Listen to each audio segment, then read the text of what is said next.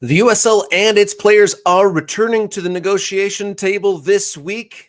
Does Leo Messi prefer to be an owner rather than a coach? And we peeked at a leaked version of the United States men's national team World Cup kit. That and more on today's edition of Morning Kickaround.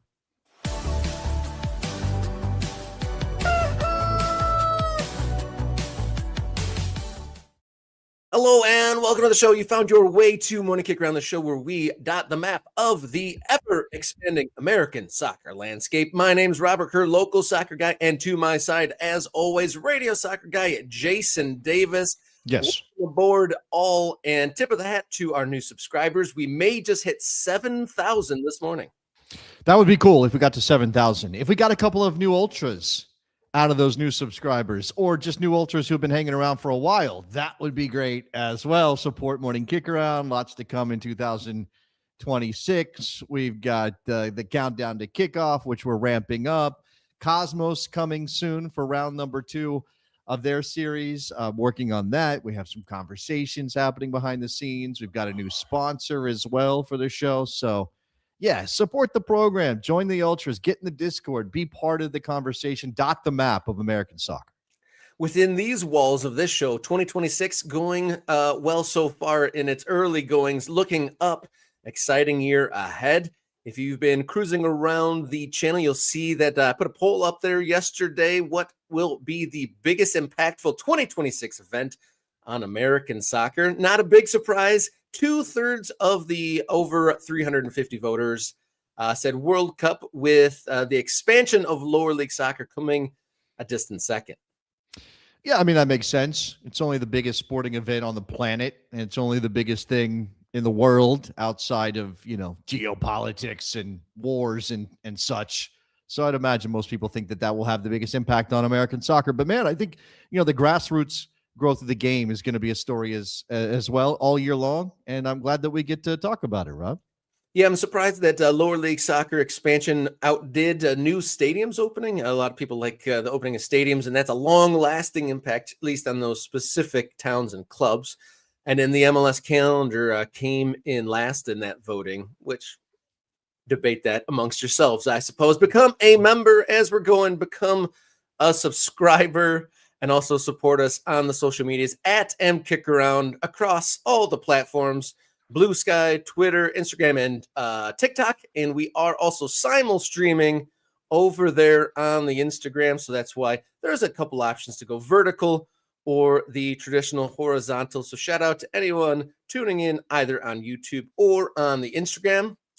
You can also write us a note, morningkickaround@gmail.com, if you'd like to reach out, business inquiries, lengthy questions, or just sharing your manifesto or story. We always appreciate that. You got anything else before we start the show? No, we got a lot to cover. Let's dive in. Let's kick it.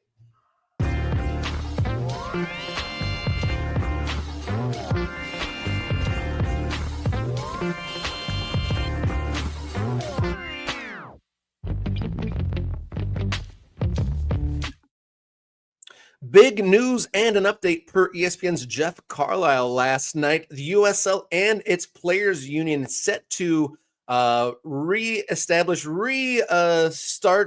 negotiations on Thursday. There's some main issues that they are not close on, but good to see they're coming back to the table. And there's at least been some agreements. The big positive, the 12-month contracts, I'd say, was at least Rob, they got some common ground there. Careful here. I think you're overstating the positive momentum of what we've got. Let's dive into what Jeff Carlisle, friend of mine, incredible reporter at ESPN, has for us on the CBA front with the USL. We'll start here. This is pretty early in his piece. The main issues are focused on compensation, benefits for players on the lower end of the pay scale. Sources said that the union and the league have agreed on implementing a standard contract length of 12 months, which you mentioned and which Connor Tobin just talked to us about when we were talking about the CBA expiring at the end of the year, instead of the 10 months stipulated by the previous CBA. This has been a sore spot for the players, of course. Now, that second part here, another issue being negotiated is health insurance for players. The CBA didn't mandate clubs provide health insurance, though around 80% of teams opted to do so. Now, that sounds okay, but here's some details. According to sources, the league and union have agreed that some form of insurance should be offered by every team, but the USLPA wants a standardized health insurance policy across the USL Championship, while the league wants it to be at the discretion of the individual clubs. The league is saying clubs can decide what's best for them, and the players like, no, that means we have no certainty. When we sign a contract, we don't know what we're getting. You're creating an uneven environment for us. This is something I think we mentioned before, but worth repeating. Under current rules, if a player is injured in a game or practice, they must file a workman's compensation claim with the state where they reside. If a player lives in a state where workman's compensation is not available, the team must provide access to a similar policy. I mean, that is like very basic stuff as a means to cover for a player's injury. They're not saying that the team will take care of the player or that insurance will kick in, health insurance to help the player get back on their feet. They're basically saying workman's comp rules require you to, sign or file that way and get paid through that kind of thing via the state. I know a lot of people live that way. A lot of people have jobs that are in that realm. Rob, we just don't think of professional soccer as being one of them. No, and the likelihood of injuries being higher when you're working with your body as a tool. And I am glad that the 2 months separation, the 10-month contracts definitely screamed part-time job almost in a way, because the point of they have to keep their bodies in shape. They can't just like not do anything for 2 months and then come back and expect to do their job again. So their body is their vessel, their body is their tool. They have to keep it going all year long. Especially if their contracts are not guaranteed or their place is not guaranteed and the team has some leeway here. And you came back from your 2-month break when you weren't under our watch and you weren't being paid by us and you're out of shape or you're not as fit. But that's because you had to go get another job that probably wasn't soccer related or maybe couldn't be soccer related in order to make your ends meet. And then we're going to cut you, or then we're going to limit your playing time, which limits their future earnings. Like, so much of this is tied up in how a player's career can be upended by one little thing. It's an injury. It's a decision by a coach not to play them, but that's in part informed by whether or not they're supported by their club to be professionals, right? To make this their main thing. If you're not creating an environment where players can treat this as their job and be focused on improving themselves within this job, then you're a semi-professional soccer league, Rob. Yeah. You're not a professional soccer league. You're a semi-professional soccer league. And on their pitches, I know Eric Dick, the winning Pittsburgh Riverhounds goalie, used this against them. Some of the boilerplate for the USL Championship is claiming to be one of the most successful professional leagues in the world. And, a semi-pro league or pay structure wouldn't necessarily reflect that. Some of the so you're saying I painted it a little rosy, that the fact that they are coming back to the table and that there was some common ground. So what are the things that are the fraught differences here per Jeff Carlos' piece? Well, we obviously, okay, so health insurance is probably number one. In terms of the improvement in pay, the current negotiations have the league offering just over a 20% increase from the contract minimum, which would amount to around $38,000 a year. The USLPA is asking for a 40% increase to 43.4. Those numbers don't include health insurance and bonuses, which would be tacked on as additional benefits. Housing would still be included in the contracted amount. The number of flex contracts allowed per team is still being negotiated. Now, this flex thing is a detail about the separation. There's 2 tiers of players. Yeah, there's a flex minimum, and then there's another minimum, and one is lower than the other, and some of that is involved in this. I mean, some of this is again trying to give the league or the business of USL. And again, worth pointing out that the way that USL is structured is that USL is a business organizing a competition, doing marketing things, scheduling the league, setting some standards. But the clubs are individual businesses operating as franchises under the USL. And none of the money that the USL as a business makes flows down to the teams. These teams have to be sustainable on their own individually locally because there's no massive pot of broadcast money, for example, that they get to share in order to make their ends meet. So the league is clearly setting this up with this system that they don't want to change to say, let the teams make these decisions. Let's create as many flex opportunities. So if a club just, we don't know if we can make the numbers work this year, or we don't want to lose too much money, how about a couple more flex contracts instead of what might be more beneficial to the players, which is obviously higher salaries and those kind of things. Now, as you have mentioned on the show before, Rob, and we've had these conversations, owners and club operators will say that these minimums don't reflect total compensation, right? Yep. It does kind of say there health insurance and bonuses. There can be bonuses. Sometimes those are, most of the times they're performance based, and players can make more money if they hit certain numbers and metrics. You could also say there are clubs who are willing to give their players other benefits to help make them whole. And that goes beyond salary. And that's kind of tough to account for. But these numbers are the basic ones, right? And as long as the teams have the right under the CBA to pay the lowest possible amount, that's what the CBA is going to be about for the USL Players Association, right? Yeah, totally.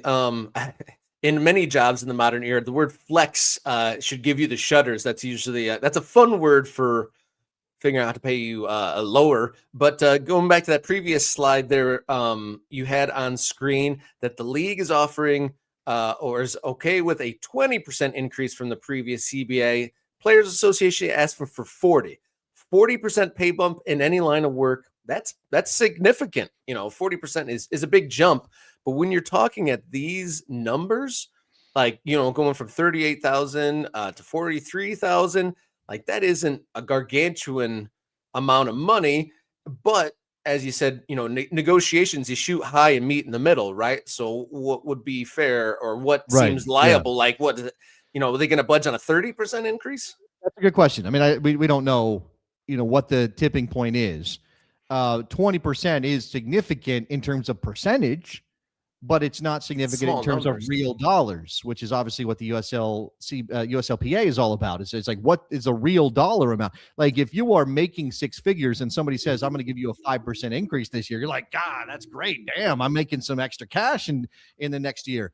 When you're making this amount of money, when the minimum is 38 and they're saying, oh, it's a 20% increase, that's the bottom line, very little money.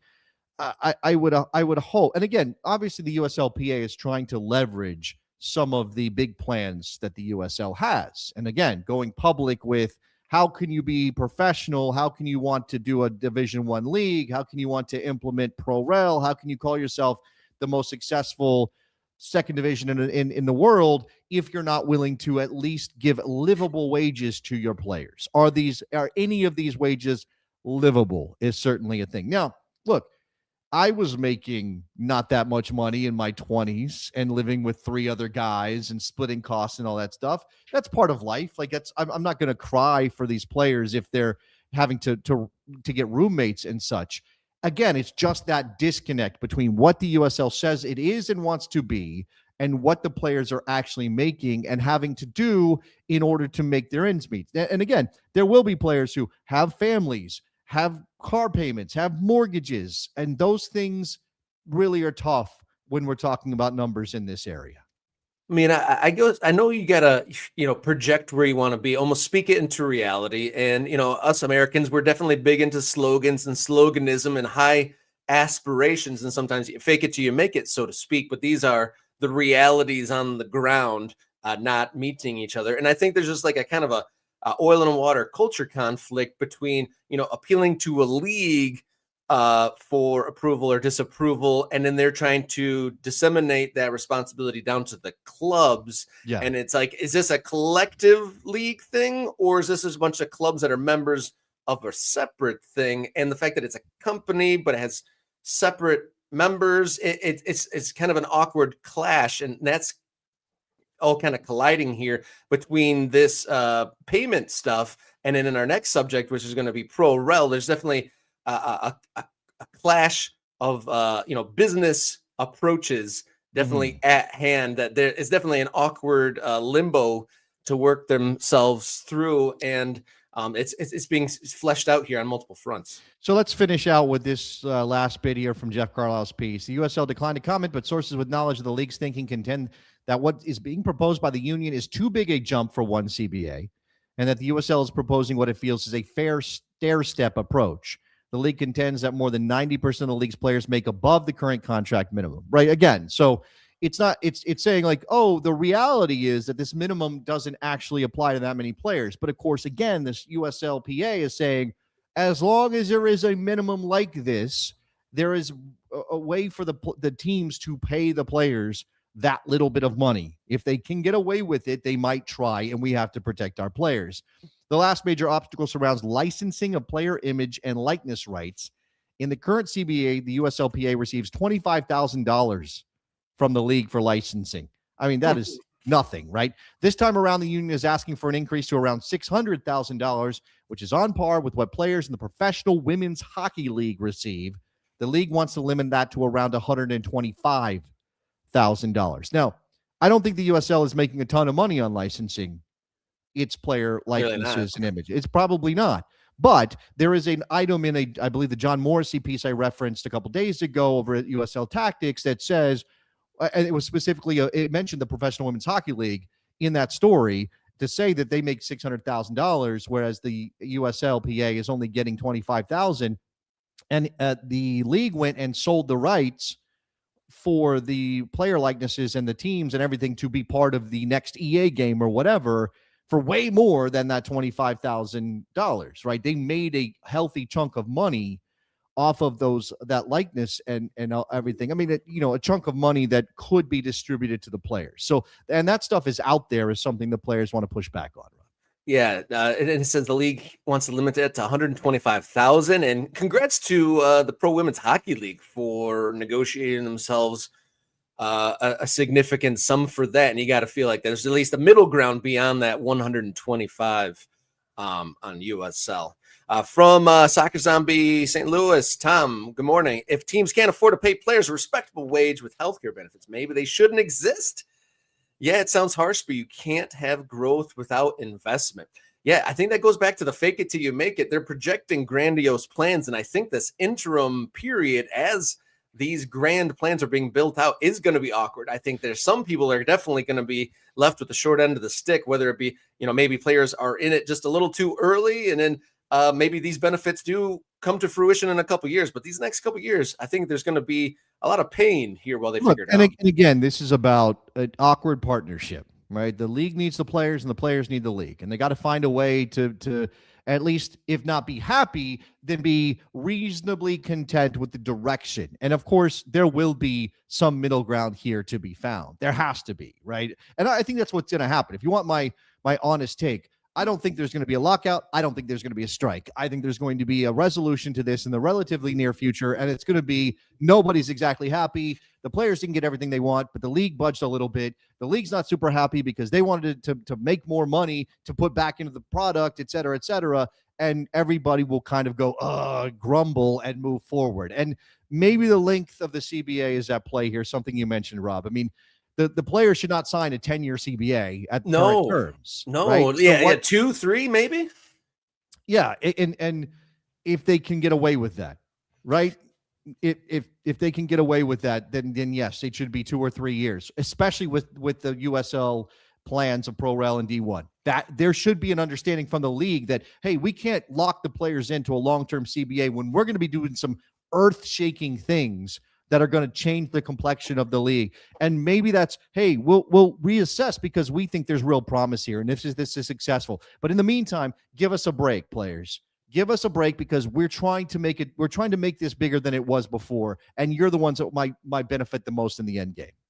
Yeah, that's a good point there. Don't overextend the length of this by any means, because who knows when the Pro Rel gets put into place. Perhaps this is hypothetical, but perhaps a big television deal comes along the way in 3 or 5 years, sure. and you've locked in at the rates in 2026 when the money is completely different in 5 years. That would be a dangerous game. I'm sure they're well aware of that. But yeah, stair step maybe just in length. Maybe this is a stopgap. Set the bar a little higher than that first CBA, but definitely don't lock yourself in too far. So Thank you for that, Mr. B. Thank you for he's celebrating. He's got a membership for 1 month. Thank you for helping supporting there. I'm sorry. I know we moved on, and we want to acknowledge the ultras, and we're definitely going to got to move on to this pro-rel stuff that we've gleaned from an article about the USL. But I just want to, because John Morsey literally just posted this after reading the Jeff Carlisle piece that we just talked about. So this is from John Morsey's piece at USL Tactics. He talked about the image and likeness compensation. The USLPA sold the rights to the USL for $10,000 in 2021. Now, again, I think Jeff is saying $25,000. A month after the CBA was finalized, Konami paid more than $200,000 to include the USL and its players in its eFootball video game. I was wrong. It wasn't EA. It was Konami. And none of that money trickled down to the players, right? The league kept that whole amount of money, while the USLPA's return has increased to a $25,000 on a graduated scale. Okay, so it was $10,000, and then the CBA allowed it to grow a little bit over the course of the life of the contract. Again, that $600,000 that the PWHL negotiated kind of puts a bad light on the deal that players made. Yeah, no doubt about that at all. So let's move on. We got a USL pro-rel debate coming up here. Let's roll it.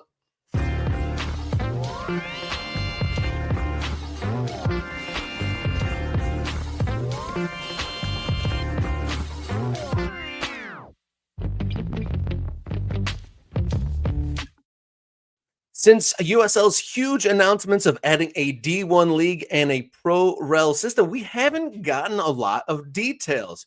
So Jason, with his internet scouring, was able to pull up an article from across the way, fcbusiness.co.uk, that features an interview with Paul McDonough, leader of USL, and there are some breadcrumbs as to what USL is thinking for these new systems. Okay, so I want to be clear here. First of all, shout out to the Orange and Black podcast, Orange County SC podcast, who posted this on Blue Sky, which is where I saw it, and then read it. I'm not sure. When you read the piece, it's unclear where these quotes are coming from. They're not saying we talked to Paul McDonough, we talked to Tony Scholes, but both those gentlemen are referenced. Obviously, Tony Scholes is the guy that's been brought in from the UK to run things for the USL as they move to D1 and Pro-Rel. But there's a couple of items here, things to pull out that I think are fascinating. So this says, importantly, clubs cannot be relegated below League One. Still, the USL insists the system must be authentic. Quote, if we did one up and one down in a 20-team league, that's not promotion and relegation. This is from Paul McDonough. The league is actively debating models. 2 up, 2 down, 2 automatic plus a playoff like the Bundesliga or other variations, but the goal remains the same, jeopardy at both ends of the table and meaningful matches every week. I don't know that this is brand new to everybody when we talk about this, but since we've been doing this for about 7 or 8 months now, Rob, I think this is something we can maybe like look at a little bit. Now, again, when Paul McDonough says 1 up and 1 down is not promotion and relegation, he doesn't mean technically speaking it's not promotion and relegation, because of course it is. What he means is it doesn't create enough jeopardy. It doesn't create enough drama. It doesn't create enough fraught moments for the league in terms of the promotion part from the lower league or the relegation part from the higher league. And so you have to give, it can't be 5, that's too many. And 3 has been traditional. So what will they do? Is it 2? Is it 3? And again, some of this is balancing out what clubs are willing to take on as risk. Yeah. The risk is higher, obviously, with more teams moving up and down, but this quote from McDonough, the league is actively debating models, 2 up, 2 down, or 2 up plus automatic up, or 2 automatic plus a playoff like the Bundesliga, which in my opinion would be my favorite. It has those locked in relegation spots, but with the playoff system to add that 1 game jeopardy. Thank you, Mr. B. Bob, thank you so much for supporting the show. Jeopardy at both ends of the table, meaningful matches every week. Like you said, 1 going up and down doesn't really add that. There's typically, in most seasons, there's 1 clearly worst team in a league. And if you're halfway through a season and that team is already multiple, points adrift, then, not too many teams are quaking in their boots that they're going to lose the spot. I think it is almost a certainty that there's a playoff element to promotion and relegation. when the USL gets this all sorted out. Now, there will be, I'm assuming we'll still have playoffs at the top end of the table in the first division to determine the champion. Because as much as this is a move towards a more European approach to the game, I don't think the USL is going to submarine its playoff tournament as a means to find a champion. That's a saleable thing in terms of television rights too, right? You can sell playoff games that are more dramatic, and we're going to crown our champion, and there's going to be a moment, and you hold the trophy up and all those things. To have that done in a regular season game is not culturally appropriate, I don't think, for American sports, even if you think soccer fans might be more accepting of it than fans of other sports. But I think down the table, when you're talking about relegation from the top division, or you're talking about promotion from the second division, playoffs will be involved, right? Bundesliga-style playoffs, which I believe in the Bundesliga is the bottom two teams are automatically relegated, and that team, I think there's 8. Is there 18 teams in the Bundesliga, or is there 20? Which one? There's 18. There's 18. Okay. 18 in the Bundesliga. So team number 16 in the Bundesliga table at the end of the regular season, the end of the season, plays off against the third place team from the second Bundesliga for the right to play in the top division the following year. Something like that is almost guaranteed. Although, and he says Bundesliga model, Rob, there's also the the English championship model, which is the top two teams are automatically promoted, and then teams, 3 through 6 are involved in the playoff. And they're even talking about expanding that too. That to me, right. So again, playoffs are generating money. That's what that tells you. Playoffs are generating interest and generating money. And everybody talks about the richest game in the world being that playoff final, that promotion playoff final in the England Championship. I'm sure USL wants to try to create something like that. But that's different than the Bundesliga model, right? The Bundesliga model has a playoff between a top division team and a second division team. The championship and the promotion in England is teams from the second division playing off for that last playoff spot. That to me is the utmost of drama. And if I was recommending something, that's the direction I think they should go in.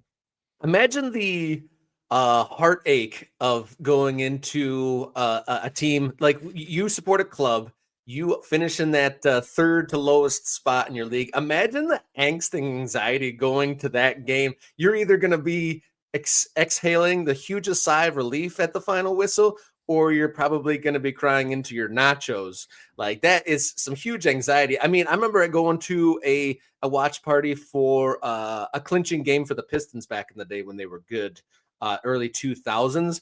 And we had a house party, dozens of people all crammed in there watching it. They lost, and the party completely emptied out. I think we ended up playing cards with like 4 people, but had they won, that would have been the most rip-roaring party of all time. So imagine that on a grander scale. You're in person, you're supporting your team. You've been there the whole season, and it could be in a lower league with a bad result in that. I mean, we all. I mean, you know, obviously in football and soccer, in the rest of the world, most of the world, the tension comes in, you know, a knockout game in the Champions League. Right. Or in the case of a 2-legged tie, you're talking about the second game and the scoreline, you're watching it, and the drama of that. Obviously, World Cup, knockout stages, things like that. American sports, we all have those stories of those playoff moments. Right now, you don't get playoffs unless you're good in American sports. So it'd be different. It'd be interesting if you're bad to be in playoffs, because, you know, of course, if you're at the bottom end of the first division, you have to play off for your right to stay up. That means you're coming from like, oh, things are terrible, but maybe that drama. All right, let's move on because there's more here. When promotion and relegation are on the line, there are numerous benefits, including increased ticket sales, which improve attendance. This is according to Paul McDonough in this piece. Inversely, that generates greater sponsorship interest and broadcasting value, among other benefits. He points out the financial dangers commonly cited, like England's parachute payment debate, don't yet apply. Quote, the league does not operate on billion-dollar centralized broadcast contracts, so clubs aren't dependent on massive TV revenue. Instead, the major cost increases occur when a club moves to a higher tier, such as travel expense, player salaries, operations, and standards. And there's more on sort of how they might handle a club going up who can't really generate a ton more revenue right away. Mm-hmm. So, you know, that part of it, I think that here it is. This is the quote I wanted to get to. So to mitigate this issue, the USL plans initiatives like freezing league fees for newly promoted clubs for 2 cycles, the gradual implementation of staffing and infrastructure requirements, and flexibility on stadium capacity, focusing on matchday environment rather than size. And he says, A club like the Charleston Battery, which is historic and competitive, but situated in a mid-sized market, wouldn't be required to jump from 8,000 seats to 15,000 overnight. As in Europe, sporting achievement should come first and financial evolution can follow responsibly. I have no problem with that idea of you shouldn't require a club to suddenly fix a seat deficit for a higher division overnight, because what kind of capital cost is that for a club like Charleston, who might not have access to that money? And you certainly don't want these clubs to be loaded up with debt the way that has happened in a lot of English clubs, Rob. But then the question is, how does this jive with professional league standards, which we really don't know? Yeah, that's a whole nother kettle of fish. And that's why part of this conversation and getting these breadcrumbs is so important, because we assume that USL officials are talking with the Federation on PLS, either waivers or amendments or some sort of a customization of those PLS to accommodate the mobility of a pro rel system. And that's an interesting point, talking about the Charleston Battery, an established team that's already there. I mean, even if they do get promoted to the first division of USL, will that many more people in Charleston be interested in going to games? Like, I don't know their average attendance in the current last couple of years, but say they're selling 8,000 per game. Would a promotion necessarily bring in 3,000-5,000 more people?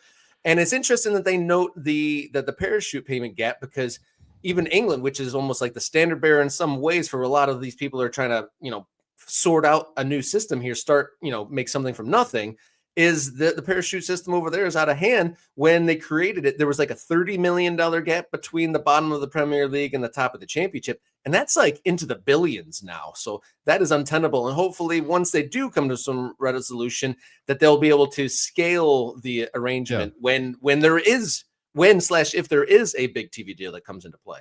Let me bring in this comment from Riverside Grove, who is an ultra, be like Riverside Grove. This point USL makes about TV money is the best argument in favor of pro rel. The consequences just aren't that severe. The responsibility is still on the club to put butts in seats like it always has.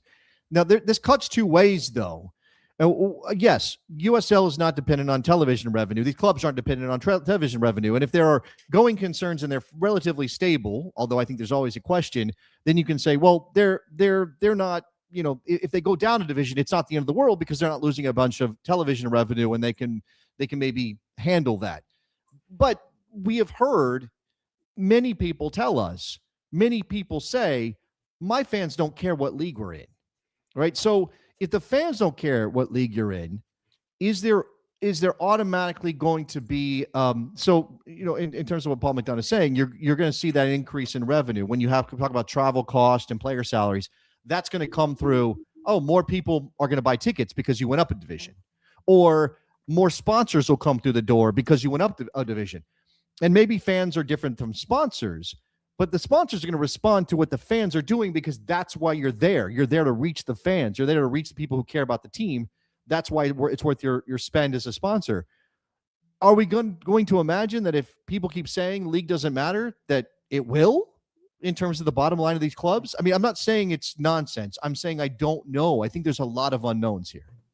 Yeah, there certainly is. I mean, they're trying to create a system, midstream, so to speak. So definitely unlimited amount of challenges are facing the league in this situation. I think it's right to say, as George does, the fans don't care about which league because it's mostly relevant. When you create the system, when you throw this structure on top of what already exists, right? Fans don't care about league right now.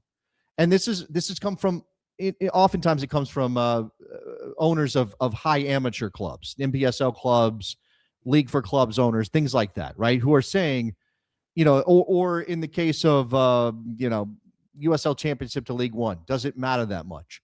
If Pro Rel is on the table, does that suddenly change the calculation for the fans? Are they suddenly thinking, I do care what league we're in because it represents success for my club if we go from League One to the USL Championship, or from the Championship to Division One? That is, I think, an interesting part of this. See, we're in this early state for a lot of teams. The example at hand is Charleston. So it's hard to say, like, if they suddenly are in Major League Soccer. There was a comment I put on screen just now that, if Charleston went up, there would be insane hype.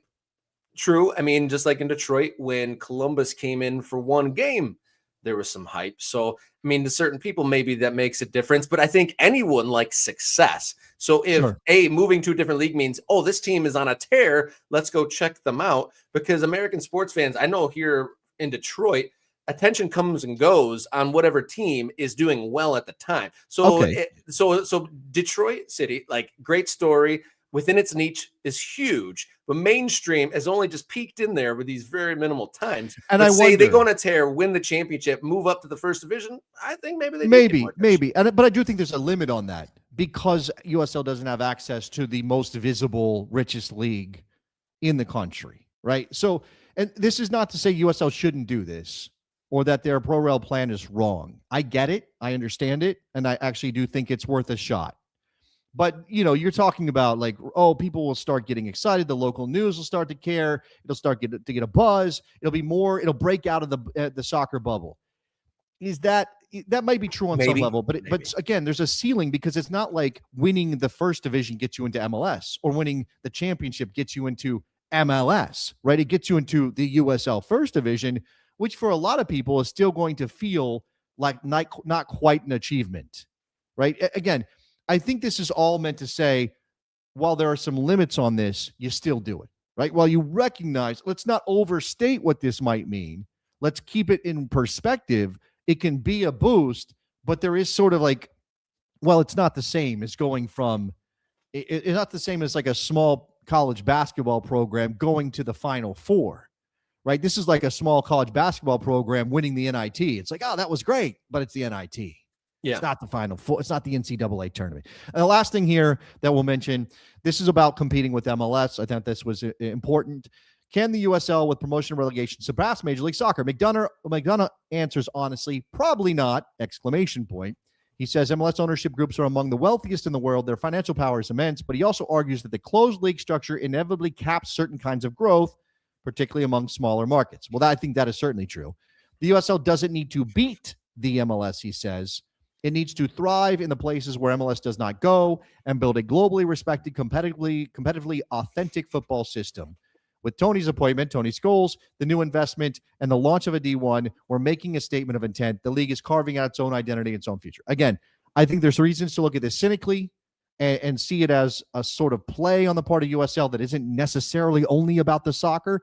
But again, if you are trying to differentiate yourself, if you've been banging your head against the brick wall, that is being lower division in America, where lower division in America is always fraught, I see no problem with taking this shot. Yeah, and I mean, I don't want American soccer to turn into a system like they have in baseball or in hockey, where teams from smaller towns become the feeder to the big league team. I think it was the leader of AV Alta that said they're one of their hashtags is not a farm team or not your farm team, which I like. And USL making these steps, trying to put this system in hand, not easy by any means, trying to square peg round hole to a degree on many fronts. But yeah, definitely whatever we can do to avoid like a AAA system happening here in the United States when it's actually kind of happening overseas with the whole Chelsea manager thing. Yeah. And before we move on from the before we move on to a different topic, Chris, one of our dedicated MK Ultras, brought up another system, another pro rel format that I thought is worth discussing at the very least. The system that they have in many places in South America, where the promotion and relegation, it comes from an average of like a couple seasons. And while that is not my favorite, it doesn't have that sudden death, doesn't have that direct impact. It may protect teams and it may foreshadow. If you've been the shit team for 2 years, then you can prepare for the fall. No. There's USL would be shooting themselves in the foot if they implemented a pro rel system that involved averaging performances over years. Everybody in Mexico hated that system because it was entirely made to protect the big clubs. Now, Mexico also does Apertura Clausura, and there's always a chance that over 17 games you have a really bad season and that impacts your number. And oh my God, if Chivas went down, what would that mean for Mexican football? And I kind of get it, but it does speak to the entrenched power that exists in the big clubs in Mexico. And I don't think, and while USL doesn't have that kind of power imbalance and there's not like big clubs versus smaller clubs, I don't think that creates the jeopardy that Paul McDonough is talking about. I think it would be terrible, just flat out terrible. Good conversation here this morning. Thank you, MK Ultras, for chiming in. Thank you to Bob for throwing in those super thanks and super chat things. Appreciate that greatly. And looking at our numbers, we are 15 away from 7K subscribers, so it'd be awesome to do that live. So if you are watching now and haven't hit that subscribe button yet, do so now. All right, we're going to come back in just a second with our next topic. Messi prefers ownership over coaching. That next on Morning Kickaround.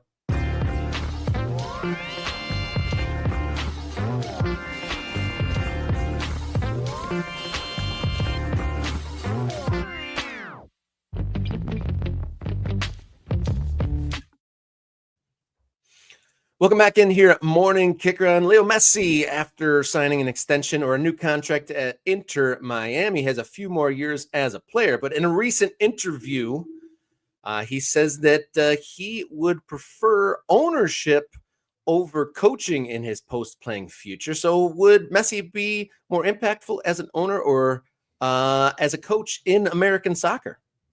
It's a good question. I think that we have some evidence about his impact as a player in MLS, and I think it's been significant, but I think a lot of people would say it's been underwhelming relative to his fame, relative to his level, his reputation as maybe the best player anyone's ever seen. It feels like he should have been a bigger deal in America than he's been so far, Rob. I think that's how, certain people view Lionel Messi's time in MLS so far. And we'll see when Miami Freedom Park opens next year and Inter Miami are defending their title and all those things, like what the reaction to Messi is. And I do think that he's probably had a much bigger impact worldwide than he's had in the United States when it comes to MLS. That maybe isn't always reflected in the numbers MLS gets via Apple TV. And obviously we're talking about what the future of MLS on television is and all those things.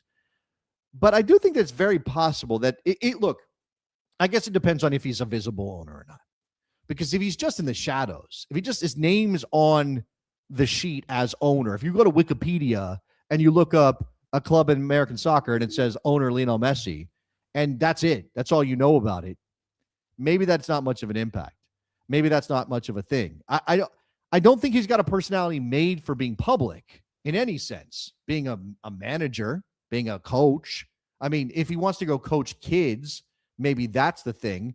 Yeah. But in terms of coaching professionals and being on the sideline and having to face the media every week, and I don't think Lionel Messi wants to do that. Yeah, right? Part of that article was him saying, I love being myself and not talking. So I don't know if that goes in hand with being a head coach of a professional team. Yeah, and because I'm not an Instagram, TikTok person these days, because it just eats up my brain, I didn't know until today what Rob told me, that there's this video of him in the celebrations Inter Miami had for their title where they started a conga line and Lionel Messi was just kind of wandering like, whatever. I am not dancing. I am not touching the person in front of me. I will participate at the minimal level. Yeah. And look, in terms of ownership, it is when he says that he maybe wants to build something. First of all, he's already invested in a club with Luis Suarez, right? They've got a team down in Uruguay. I don't know that he's going to be heavily involved in that. I know he did a quick interview or something about it when they announced it. I think that's really just helping out his boy, Luis. Like, Luis wants to be involved in your Uruguayan soccer, and so Lionel Messi is helping him out, attaching his name to it. And he doesn't have to do much. If he wants to build something, like, say, David Beckham, I guess you could argue, has built something in Miami, even though he sort of handed off the lead role for the club to the Moss brothers. Could he do that? I suppose from a behind-the-scenes perspective, he could. I don't think he's going to have a bigger impact as an owner than as a player. But I don't think it would be bad for American soccer to have Lionel Messi attached to something like an MLS team. Now, could we imagine it not being an MLS team? Doubtful. And then if you're talking ownership, as somebody in the chat said, he's going to go back to Barcelona when he's done. He's talked about going back to Barcelona when his playing career is over, because that's home for him, right? It's where kids were raised before they went to Paris and came to America. He very well could be back in Barcelona. Would he be involved with the club? Because right now, it's funny that this comes up, because obviously you have socios in Spain, right? Ownership is not a thing in Spain the way it is in American soccer or in Uruguay or whatever. But the guys, all the people want to run to be the next president of Barcelona, which is, by the way, more than just a soccer club. But everybody who's running for president of Barcelona, one of the planks of their platform is we're bringing Lionel Messi back to Barcelona. Like the first thing I do is pick up the phone and get Leo back in Barcelona because that's how big of a figure he is. And it hasn't been a good relationship. His exit was bad. It didn't go the way that anybody wanted it to. He was back in Barcelona to do those weird photos when they reopened the Camp Nou, and he was like there in mom jeans, just kind of staring up at the stands. Like I don't know, man. It's interesting. He obviously could get involved in soccer back in Argentina too, right? He could go back to Rosario and he could get involved there. Yeah, it's also worth noting that Messi has a future minority ownership stake in Inter Miami. So to a degree, he will have some sense of ownership in the United States. Will he venture outside of that? Or is he just speaking in platitudes? Or maybe he's not even talking about, let me jump into franchise model soccer in America, or even buying a club that exists already in a place like Argentina. Because when he says, I want my own club, and by the way, this is, of course, is translated. He did this interview. In Spanish with, I believe, with an Argentine outlet. When he says things that are like, I want my own club, I want to build it up from the bottom and make it big, being there, having the opportunity to achieve something. This could be starting a development academy, right? Which he's already involved with. He's got a Messi Cup that he launched. How much of that is licensing his name versus him being involved, I don't know. But that stuff is interesting as an idea.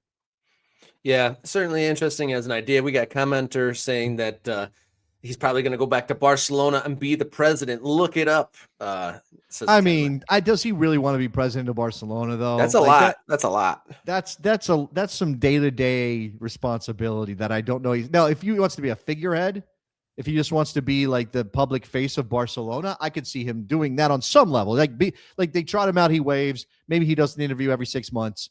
But come on, is he really going to be like the guy making decisions? Is he really going to be the one that has to take the heat when Barcelona is not up to their standard? Does that protect the club on some level if you've got Lionel Messi in that Jean Laporta role? I don't know. Yeah, and one of the quotes from here, he says, I want to have my own club, start from the bottom and make it big, being able to give kids the opportunity to develop and achieve something important. If I had to choose, that would appeal to me more. And we got another commenter saying that Messi's team has some ownership in a team in Argentina as well. So this wouldn't be his first. So he's kind of got his toe in a number of different waters, not super surprisingly. So, but it would be hard to believe, like you said, doing that big day-to-day lift. And, his family and his team has done a lot of his management for him. So would he all of a sudden step out from that? I don't want to be slanderous, but his bubble to then be on the front lines like that and answering questions over and over and over and over again. You see that wear down, folks. Like Jurgen Klopp, if he had to do probably half the press conferences he did, he might even still be coaching. Yeah, I think, that modern manager, the modern club president in a place like Spain, those are not jobs for shy people. They're not jobs for wallflowers. They're jobs for type A, very out there, very willing to deal with it. Even the quieter managers, right? They're still like, I think about like Eddie Howe, or when you hear Thomas Frank speak these days, it's sort of like, kind of low-key Danish coach. They're still guys that, on some level crave the spotlight. And I don't know that Lionel Messi has ever really craved the spotlight. It's always been, he's just the greatest player in the world. He loves playing the game. And with that comes certain responsibilities, and he'll do them. I'm not saying that he's begrudging all the time, and he looks pretty engaged in the interview that these quotes came from. Now he's speaking, in his native language to people who understand him culturally, which I think matters. And so that's why maybe the answer to this, Lionel Messi, the owner, is really like, it's a guy who's going to go wherever he's comfortable. And I don't know that that's America, is what I'm saying. Yeah, yeah, you'd think not. And another little takeaway from that interview was that he knows how to speak English. He's just not comfortable. He doesn't want to misspeak on camera. He said he speaks Look, in private and he doesn't want to misspeak okay, in and public. this is a look. I'm obviously not Lionel Messi, right? And nobody's begging me for interviews in my second or language, but when you are learning, and I don't know when he began to learn English. I don't know his specific journey, but as somebody who really started trying to learn Spanish as a 40-year-old person, more or less, Mm. you may feel people may tell you, like, I'm in Puerto Rico right now, and when I speak Spanish with my wife's family, they all tell me, "Oh, your Spanish is really good." Like, that's one of the first things they tell me is, "Oh, your Spanish is really good. You aprendiste español," and I'm like, "Gracias," like, thank you. I don't feel it. I feel lost. I feel that even if I understand a conversation, I don't know how to express myself fully in my second language in a way that reflects who I actually am. And so rather than speak out or rather involve yourself, you just you hold back. And it stinks because you may be able to communicate. And I give credit to anybody who's working in their second, third, or fourth language and willing to go out there. And you will see players who have clearly learned English as adults who are like, yeah, well, whatever, man. I'm taking a shot at this. But I absolutely understand Lionel Messi on that front. Yeah, how many managers over in the Premier League have been absolutely raked over the coals because they gave a quote in their second or third language as English when they get interpreted literally Oh when they're yeah. trying to pitch it together. Oh And then yeah. look at the opposite, Joe Hart, when he went to Italy and he tried to give a press conference in Italian. And absolutely, like, bless his heart, he tried, but he got absolutely roasted for doing that. I So mean, and the that's the thing, power like, of saying no becomes more and more powerful. man, I don't know. Like, that's the thing. Like, it sucks when you're doing something that is brave and people are so quick to tear you down for even for getting even the slightest thing wrong. And part of that is a protectiveness, like, being protective. And look, it doesn't even matter if you're speaking a second language. Look at what happened to Bob Bradley when he went over to coach Swansea and he used just slightly different terms for the sport that we all know. And he's using, PK. he said PK, and they acted like he had committed a war crime. And it's like, no, just chill out. We didn't That's talk about this beforehand, but I wanted to ask you actually, worst tenure, Nancy at Celtic, Bob Bradley, Swansea. Oh, it's Nancy at Celtic. He set a new record for it just being a disaster. I mean, 32 days. Bob got 60 something days. 32 days, Wilfred. And I know we talked about expected goals or something in a video, and I see the comments. I see some of you out there saying expected goals are bullshit. It's not. Again, you have to understand, they tell a story. They're not the end all be all. They're not giving an excuse to keep Wilfred Nancy around if you're losing games, because the results are what matter. But this game can be explained a little bit, the way things go, how much luck is involved, how much that last moment, like that last shot, the choice that is made by a player. Again, 22 players all making individual decisions, thousands upon thousands upon thousands of permutations, how that can impact a guy's job at the end of the day. Good conversation there. Thank you, everyone, for chipping in. We got one more segment to go. As I look at my phone, I see we have 14 subscribers to go to 7K. So I'd love to hit 7K before the end of this live show here on Wednesday, January 7th. All right, our final segment of the day, we are going to talk about the leaked look at the men's national team kit for the World Cup. Let's kick it.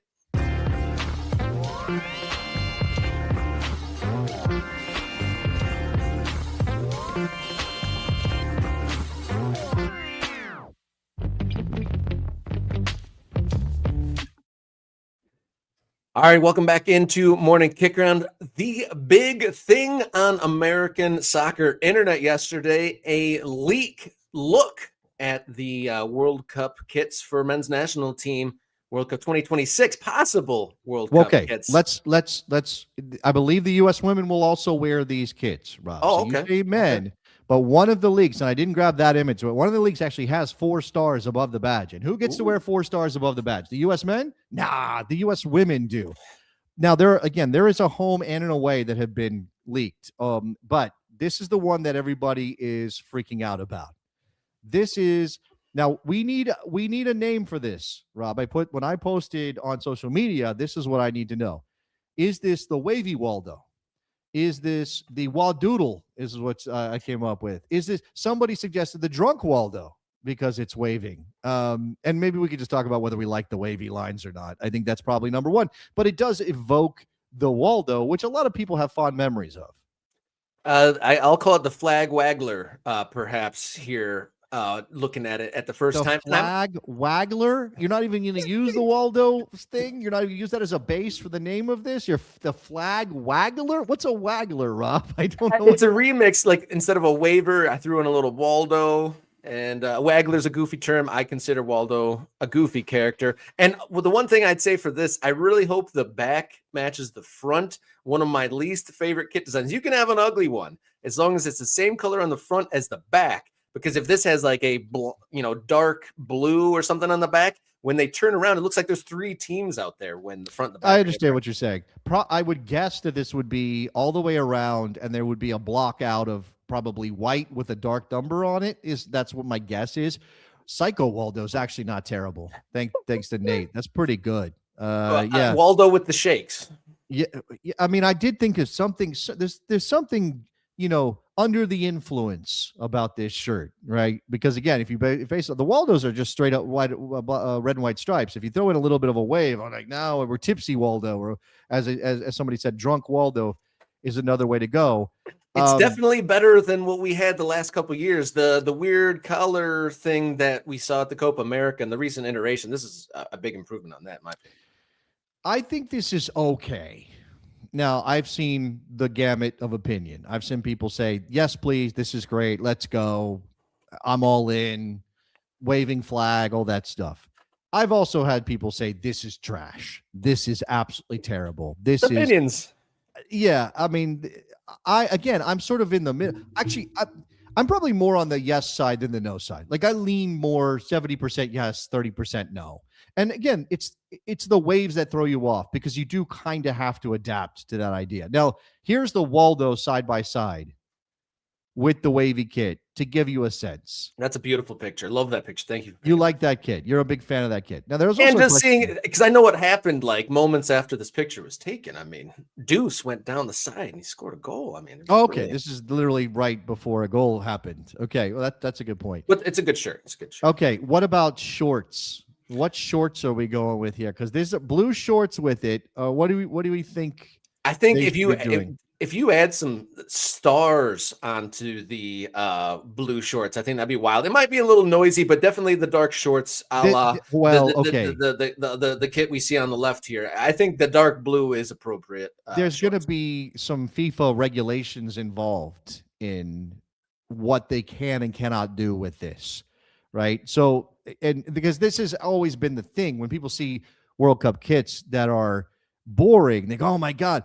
But some of that is dictated by FIFA saying there has to be a very distinct difference. You have to have a dark, if you're going to have a kit like this, which is, I guess they would call the white kit, the lighter colored kit, you have to have a dark kit. And that's part of the story for a World Cup team. I don't mind the blue. I think the blue, obviously red, white, and blue, those are the colors. I don't mind that too much. I would say, man, again, how does the number look? Because in the Waldo that we're looking at with Deuce wearing it, very clear. You just break up the stripe. You put the number right in the middle of the chest. That's what a World Cup kit, that's what a national team kit is supposed to look like because you're not doing a sponsor, obviously, on a national team kit. What does the number look like? Because that prototype doesn't, or that leak doesn't really give me it doesn't give me a sense of what that might look like. Yeah, they putting the number over the stripes? Are they breaking it up like on the one with Deuce there? Yeah, that's an interesting note that you say there. Got some comments coming in for some naming for that. Luke's got candy stripers on meth, which is a funny one. I've seen candy canes evoked a couple times. There's a comment in there now. Bizarro Waldo's not terrible. That's a good one. Now some of these people commenting aren't ultra, so we're not going to get you on screen. You got to be an ultra to get on screen. But I do see one that says the USA is red, white, and blue, not off-white. This is not an actual white. Also, yeah, but that could be the picture quality. I mean, no, there could be that. This also says there are 19 plus stripes. Our flag has 13 stripes. I don't think you can be married to that. I don't think you can. I mean, I get it, but I think we were talking more about a sense of the flag, not necessarily the exact representation of the flag. That's how I would view it, Rob. Yeah, and then before we talk about this black one, some people were saying barbershop vibes from it, and then Sure. maybe widen the stripes so there's not as many on there. But that's neither here nor there. But yeah, Well, that would be away a way kit to black. get. Go ahead. Yeah, I don't. Is this black? This isn't black. What is that? That's not black. It's not black. That's like a very dark gray. I don't. Charcoal? Is that charcoal? I think there's supposed to be sublimated stars, which maybe don't come. You can see them if you really look Oh, hard. okay, okay. I thought that Yeah. was like kind of maybe the watermark. No, those are. I believe there's sublimated stars on the shirt. This is obviously wildly boring, like incredibly boring, even with sublimated stars. This is probably the most boring shirt the United States will ever have worn, World Cup or otherwise. I can't figure that out. Was there not another option for the second kit, for the dark kit? As I said, FIFA regulations require. Like I don't know, man. Could they not have gone with a dark? Maybe this is supposed to be dark blue and it's just too dark. They just turned it up too high.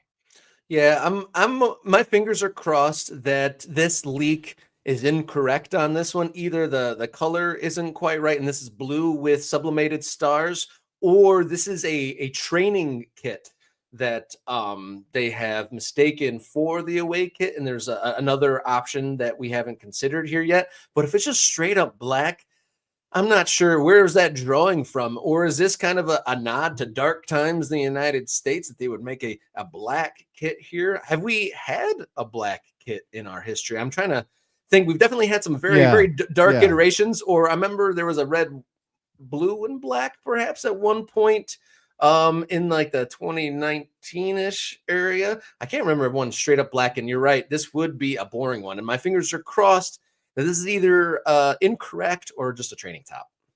Yeah, that thing of like, oh, it's kind of tough to know how real this is part of the deal, I guess. So I don't know. I don't mind the Waldo look. So the stripes. Again, I'm okay on. I think I'm making peace with the waviness. If they're trying to add some movement and maybe just make it a little bit more distinct. I think that at various points, the United States has looked the best when they've had a sash. I'm a big sash guy. I guess we're not going back to sashes for the World Cup. That would have been nice. I'm even somebody who doesn't mind the bomb pop, to be honest with you. I like that shirt. I like that. That was fun. Yeah. There's no mistake in that. Yeah, that was very clearly, it was who we were who we were. We've tried other variations on stripes through the years. I mean, looking at some of the stuff we had that weird, the stripes kind of fade. They were red and blue, and they kind of faded into the one side of the shirt. We haven't worn red that much. White's been a little bit too overrepresented. We've had some weird geometric things that they've tried over the years. I think if you're judging, especially the wavy kit, to our history, it's upper third. It's upper third of all time, I think. I mean, I'm not saying that means it's great. I'm just saying it's up there, right? One of the things that's interesting, amongst the things that are interesting about soccer kits, is the perspective and how you view them changes a lot based on the context of it. Like, there's a difference between wearing one out in the public. What does that look like up close? What are the details of it that you're up in front? And what does it look like from either the stands or on television? Because this could look like a hypnotic fever dream if there's 11 guys with wiggly hoops walking around, or it could look absolutely electric. It's hard to say from here, but I did want to pose this question to you. One of the things about the national team that comes up a lot, like is like, what does it mean to represent the country? Like, if you're English, it's like, go to Wembley and wear the 3 lions and that sort of thing. And people propose, like, oh, should the national team have a national stadium so everyone has like a central place to go? And I think we've conquered that sort of conversation, that would be a little bit untenable, and we want to spread the wealth to different places. But should there be a more narrowed down look of what the national team looks like? Because we've already talked about a wide variety of different color spectrums, designs, and all that. Should the shirt be like, I want to wear X, like the shirt for United States, like I want to wear the red, white, and blue, or I want to wear the hoops of my national team? Like, should we narrow it down to more of a specific look? Right. You're saying that should we be more Dutch, more Brazilian? Yeah, I want to wear the orange of the Dutch, says a kid, over there. I think that is a nice idea that that over the years we've kind of been, banding about, just like you said, the national stadium idea. I think the national stadium idea is less doable, obviously. Yeah. I don't know. I don't know that I would want to be locked in at this point, right? Like, part of the reason that Brazil looks the way Brazil looks is because they've always looked that way. And I'm talking about before even television came into the picture, right? And you have a national look. Every country's got their national colors, and often they're tied to the flag. In the case of the Dutch, they're not. They're tied to the House of Orange. But I think in the U.S. it's a little tough, right? I do think that if you are going to pick one, it is probably the Waldo look. I'll put it back up one more time. It is probably this look of red and white stripes in some combination. And if you want to mess with it and tweak them and do them smaller or bigger, or find ways to make the red look different, I mean, I don't know. The thing about the modern moment is, of course, Rob, that every kit supplier wants freedom to make new kits so they can sell new kits. like that's, and Brazil may have a thing that says, hey, you can't mess with our look too much. You can do a little bit, but you can't change our colors and stuff like that. That's clearly not the case with Nike, and U.S. Soccer is not in a position to dictate to Nike, you have to do this for us, because probably they're benefiting too much from that financial agreement to really be able to say, no. American soccer players have to look like this on the field. Yeah, I understand the constraints and the reasons why they are the way they are. I'm just trying to think of, like, where do we find that identity? If it's not place, then the look. Like, what do we, what identity are we laying out there for the younger people to dream of, I guess, is what I'm getting. No, I mean, I understand what you're saying.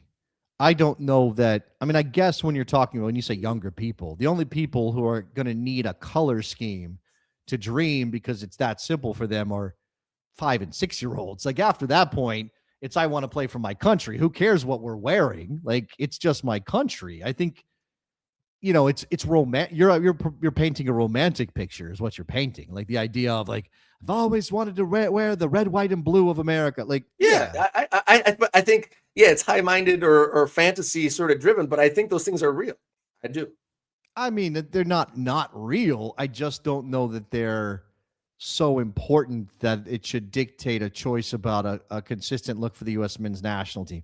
It's more of a want than a need, I guess, is what I'm saying. And it's also, if you flip on the TV, you shouldn't question who are these teams. That is fair. That is a good point. But that's a thing that club fans are having to deal with now. Yeah. I'm constantly like, why is Chelsea wearing yellow? What the hell is going on here? Like, that's just a thing we're all dealing with. And again, this is a genie out of the bottle situation. And you're imagining a world in which we get the genie back in the bottle, Robin. Yeah. It's nice to imagine. It just doesn't seem very realistic. Yeah, you're right about that. And good conversation, everyone. Thank you, Bob, for the super thanks. Thank you to our new subscribers. We did get a handful, but not quite at the 7,000 marker. So by the time we're back live on Friday, fingers crossed, we will have crested the 7K mark. We have in the coming shows, we're going to come back to our countdown to kickoff series and follow these stories. Hopefully on Thursday, that the USLPA conversation with the league goes well, and we'll have some great news on Friday on that story. And then anything else that comes up, as it always seems to in the world of soccer and the soccer here in the United States. You got anything else before we go? No, I do not. I appreciate all the ultras. Thank you very much for being part of growing the show. Dot the map. I know we got some catching up to do on the actual dotting of our map with our ultras. and we will try to do that very soon. But also, programming note, travel day for me on Friday, Rob, as I get back to my regular studio back at home in Northern Virginia and leave behind Puerto Rico. So I will not be available. I think Rob might have something as well. So we might not see you until Monday.